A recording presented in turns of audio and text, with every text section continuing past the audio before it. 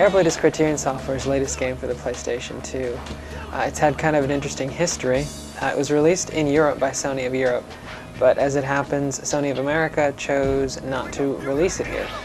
Fortunately, Namco snatched up the rights and decided to bring it to the States. For those of you that have played Criterion's previous sort of futuristic skateboarding title, Trickstyle, the game should look a little familiar to you.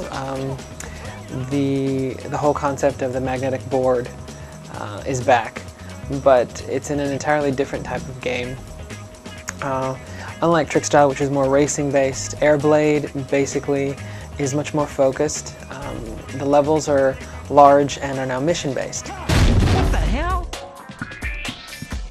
Hey, what's going on? There's a story mode in the single player game that pretty much follows you in the role of Ethan, who's sort of a mellow skateboarder who is off in search of his friend Oscar, who's kind of a scientific prodigy and has been kidnapped by a company. And as it happens, they are looking for this prototype hoverboard, which of course Ethan gets a hold of and uses to go off to rescue Oscar.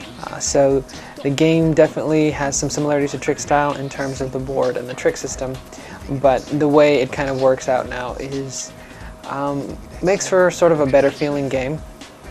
Over the course of a level, you'll be going through and you'll have different objectives that you have to accomplish.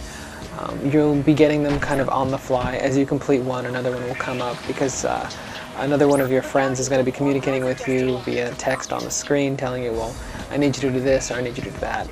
And as you sort of complete those tasks, you'll be able to advance.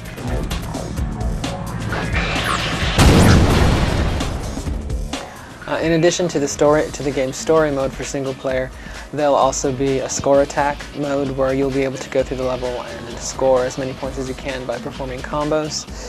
There's also a freestyle mode that pretty much just lets you explore the level. And finally, there's a training mode that sort of acquaints you with the basics of using the AirBlade.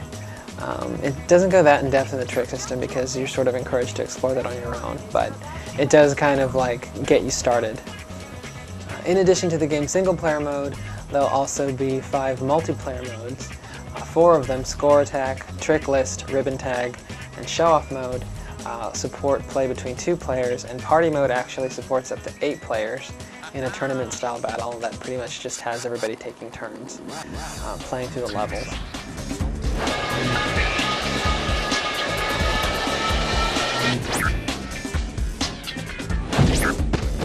Catherine's late. We know you're in there. Give yourself up. We only want...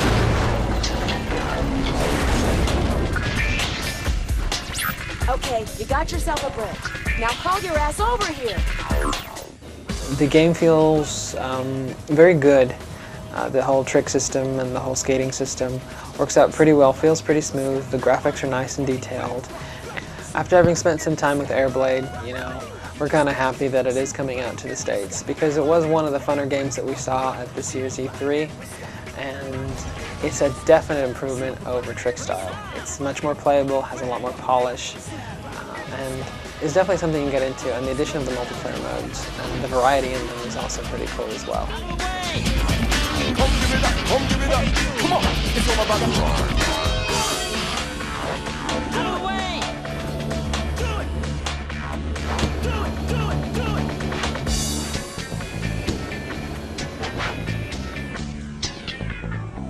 Here we go, here we go, here we go! Now I agree with this. So, you must come down. Hoppa, hoppa, hoppa. You're really on the ball. You gotta ride this blade. Bump and ride. Jump and ride. Never weary.